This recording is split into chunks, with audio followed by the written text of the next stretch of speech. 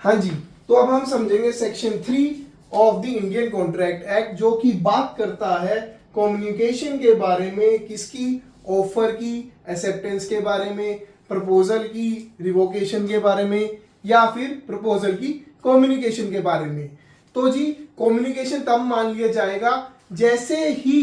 हमने कुछ भी मान लिया जाएगा। अगर मैं कोई एक्ट करके दिखा देता हूँ, जरूरी नहीं है मैं मुंह से बोलूं, इसके अंदर बेसिकली एक चीज बताई गई है कि हम किसी एक्ट करके भी दिखा सकते हैं और कोई एक्ट ना करके भी दिखा सकते हैं जो ये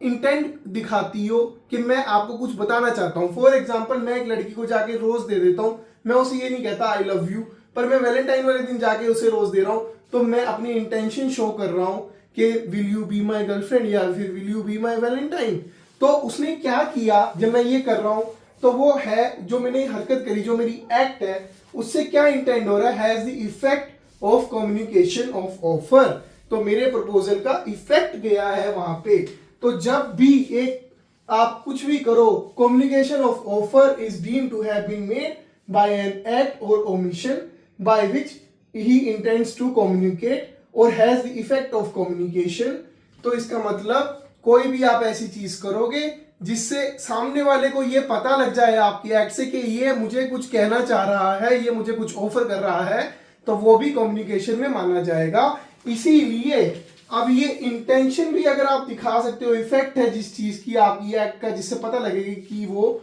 आप उसे कुछ बताना चाह रहे हो, तो इससे हमें क्या पता लगता है, इससे हमें ये पता लगता है कि ऑफर जरूरी नहीं है कि आपको लिख के ही देना है, आपको बोल के ही करना है, आप कोई एक्ट करके भी कर सकते हो। तो जब आप कोई एक्ट से, अपने कंडक्ट से आप ऑफर दिखाते हो, तो वो बन जाता है इंप्लाइड ऑफर, जो कि हम आगे जाके पढ़ेंगे। और अदरवाइज जो कि ऑफर वर्ड ऑफ माउथ और राइटिंग में होता है, उसे कहते हैं हम लोग एक्सप्रेस ऑफर, जो कि हम लोग आगे जाके सेक्शन 9 में पढ़ेंगे।